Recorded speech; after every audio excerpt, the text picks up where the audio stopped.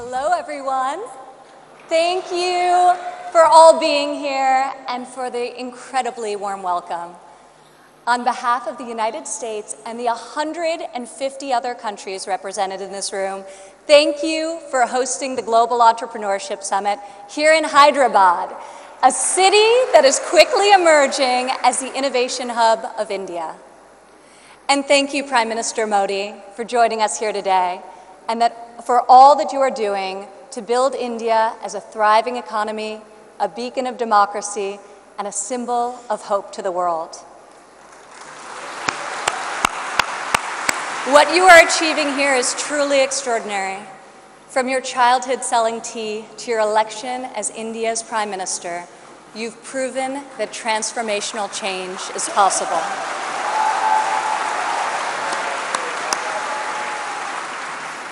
And now you are bringing that promise to hundreds of millions of people across your country. Thank you. To the people of India, I want to congratulate you as you celebrate the 70th anniversary of your independence. You are celebrating it as the world's largest democracies and one of the fastest growing economies on earth.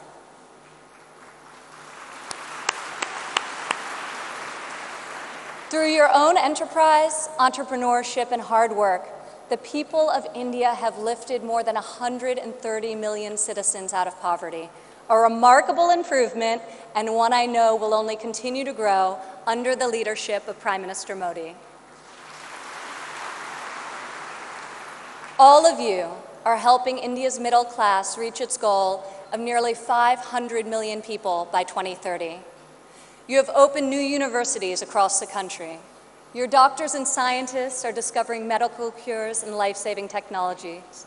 Your engineers and your architects have built modern wonders that grace your skies. And Indian spacecraft have traveled to the moon and to Mars. The people of India inspire us all.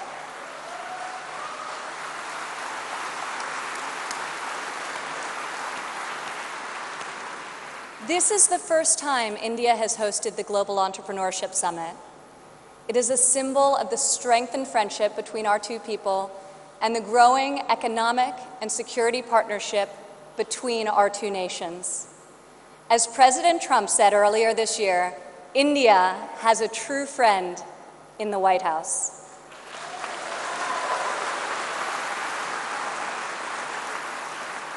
I would like to thank the State Department for co-hosting this incredible gathering. I would also like to thank Governor Narasimhan and all elected Indian officials who are here with us tonight for welcoming us to your beautiful country. Thank you. It's incredible to be in this ancient city brimming with transformative technology. Now, your tech centers may even outshine your world-famous biryani. Maybe. CEOs like Microsoft's Satya Nadella went to school right here in Hyderabad.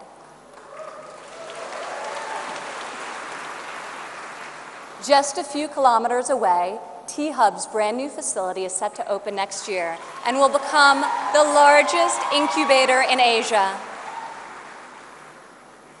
In this city of pearls, the greatest treasure is you, the dreamers, the innovators, entrepreneurs, and leaders who never give up, never abandon your aspirations, and always strive for a better tomorrow. Today, we come together to celebrate what is happening here in India, what is happening in the United States and all over the world. Entrepreneurs are revolutionizing our economies and improving our societies. You are rewriting the rules. You have the inspiration and drive to serve our communities through the projects you start and the businesses you build. You have the grit, the perseverance, and the will to succeed. Each of you started with an idea. You've worked long days and nights to code the next robot, create the next app, find the next cure, and discover the next breakthrough to improve the lives of millions of people. Some may have tried to convince you that the risks are too great, the rewards too small.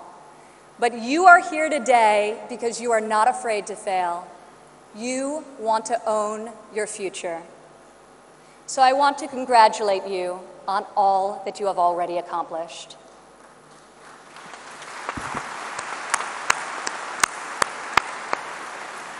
And I especially want to congratulate the women entrepreneurs here with us today.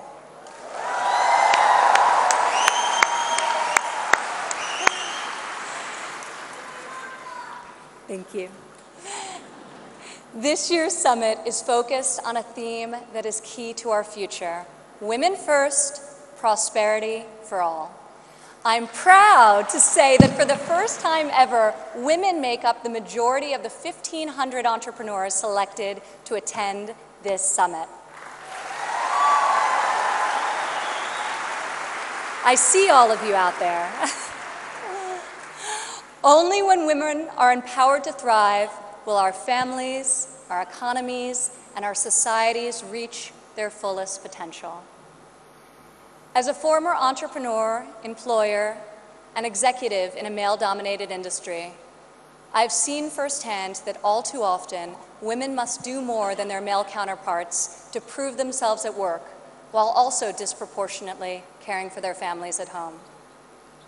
After my father's election, I saw an opportunity to leave my businesses for the privilege of serving our country and empowering all Americans to succeed. Our administration is advancing policies that enable women to pursue their careers and care for their families, policies that improve workforce development and skills training, and policies that lift government barriers and fuel entrepreneurship so that Americans can turn their dreams into their incredible legacies. In the last decade, women have made remarkable strides in starting new businesses. Globally, between 2014 and 2016, entrepreneurship activity amongst women has increased by 10%. In the United States, within the last decade, the number of women-owned firms has grown by 45%. Even more promising, minority women have started nearly 8 in 10 new woman-owned businesses.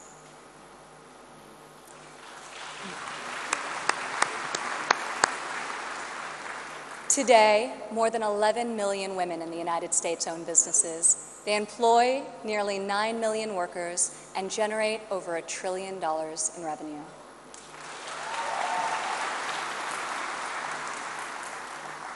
Many women become entrepreneurs and job creators out of necessity. Some weren't given the flexibility they needed at work to care for their families. Others lacked professional sponsors or weren't given a fair shot at a promotion. Instead, women, like the many here today, are charting their own courses and achieving incredible feats. Fueling the growth of women-led businesses isn't simply good for society, it's good for our economy. One study estimates that closing the gender entrepreneurship gap worldwide could grow our global GDP by as much as 2%. The woman in this room can lead the way in closing that gap and ushering in a new era of greater prosperity.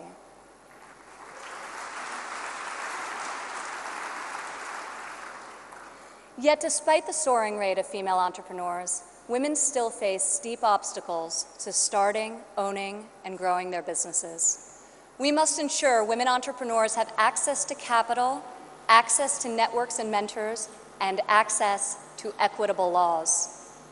In developing countries, 70% of women-owned small and medium-sized businesses are denied access to capital. The result has been a nearly $300 billion annual credit deficit for women entrepreneurs in the developing world.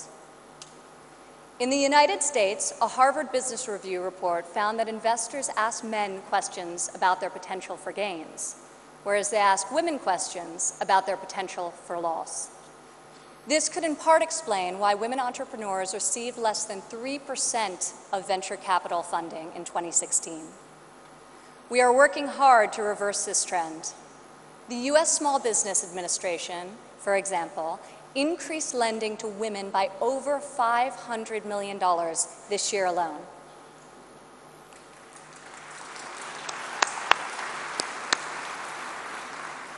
When it comes to networks and mentorship, roughly half of women in the United States say they have difficulty finding a mentor. Yet mentorship is critical to success, as each of you knows. Entrepreneurs need professional guidance to help them start and grow their business.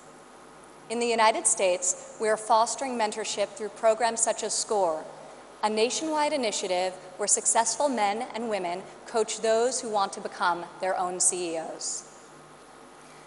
And when it comes to equitable laws, while many developed and developing countries have made tremendous strides, there is still much work to be done.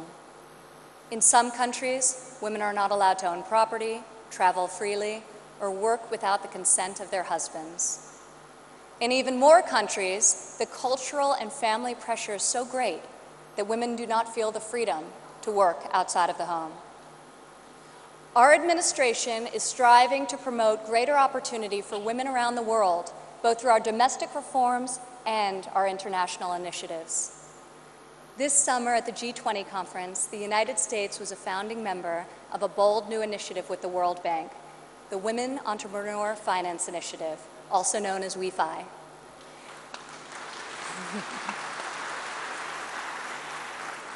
This facility provides access to capital, networks, and mentorship for women in developing countries.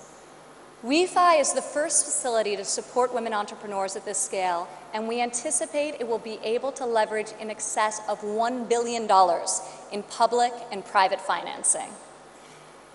This facility also seeks to address the legal and regulatory barriers that limit opportunities for women entrepreneurs. In the last decade, USAID has promoted women's entrepreneurship through a number of programs, including providing microfinance loans to women in Afghanistan and bringing internet access to women in Nigeria and Kenya. USAID Administrator Mark Green is here with us today. Where are you, Mark? Thank you, Mark. I want to thank Mark and the entire U.S. delegation for their tireless work to improve the lives of millions, both domestically and abroad.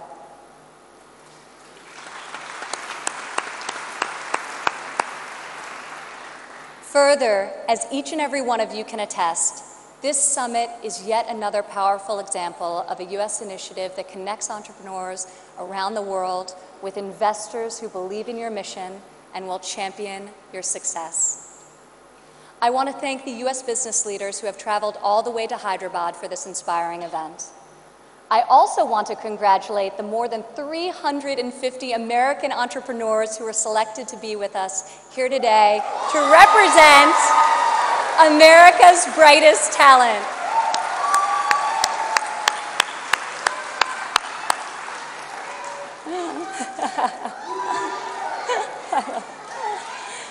I think I found your section. Thank you. At home, our administration is committed to empowering women entrepreneurs through domestic reforms. In the past 11 months, we have expanded apprenticeship programs and prioritized STEM education to ensure that women and men have more opportunities to master the skills that drive progress in the 21st century. We have dramatically reduced job-crushing regulations, which disproportionately hurt entrepreneurs and small business owners. And we are laser-focused on passing long-overdue tax cuts. This will provide much-needed relief to working families and to businesses of all sizes. Also this year, for the first time ever, the President's budget included a proposal to establish a nationwide program for paid family leave. We are committed to supporting women and men who work both inside and outside of the home.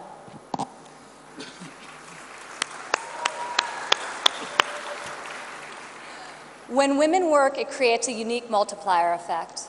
Women are more likely than men to hire other women, to give them access to capital, mentorship, and networks.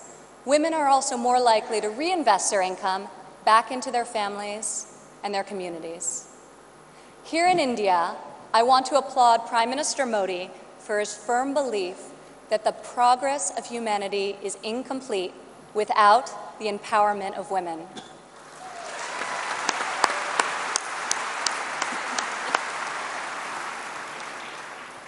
Just consider, if India closes the labor force gender gap by half, your economy could grow by over $150 billion in the next 3 years.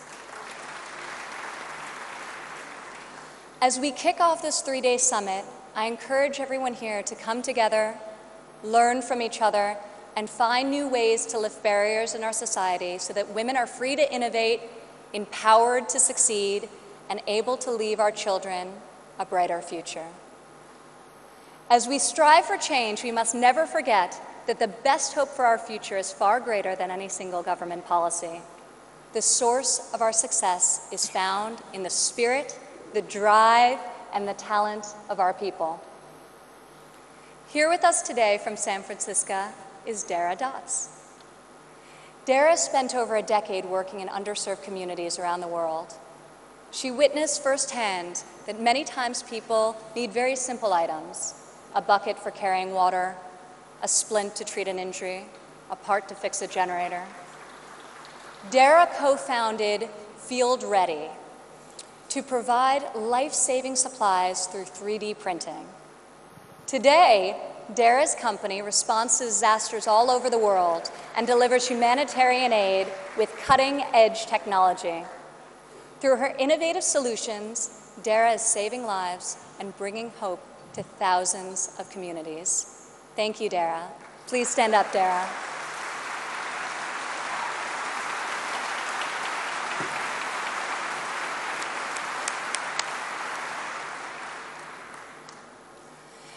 Rajlakshmi Bhartakar joins us from Bangalore, India. When her son began having seizures at a young age, she decided to create her own solution to better monitor his health. Stand up.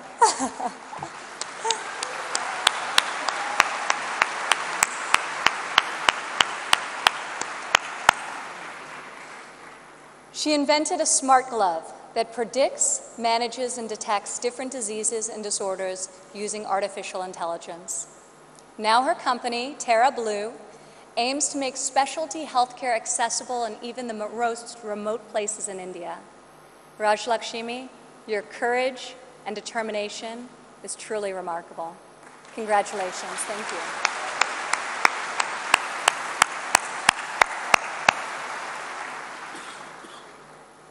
Also here with us today is Rayan Karmalova from Azerbaijan. Rayan, please stand up.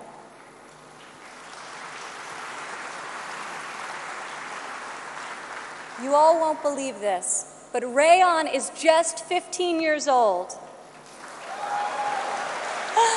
But that has not stopped her from founding a company that harvests energy from rainwater. Rayan has a powerful motto: light up one house at a time. Rayan, each home you light up is illuminating the world. We are inspired by your brilliance and your hard work. Thank you.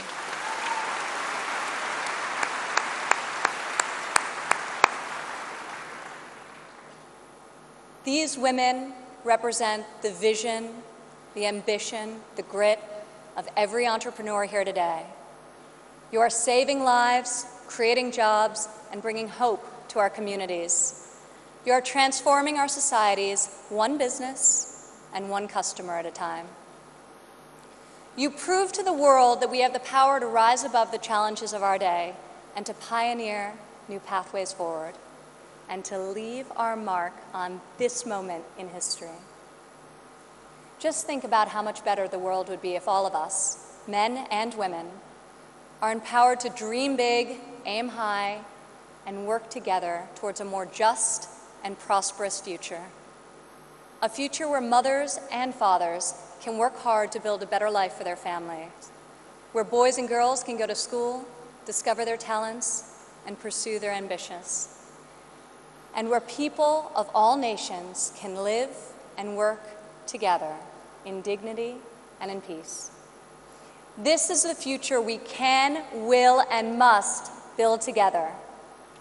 And this is the promise of the visionaries gathered in this room today. Thank you.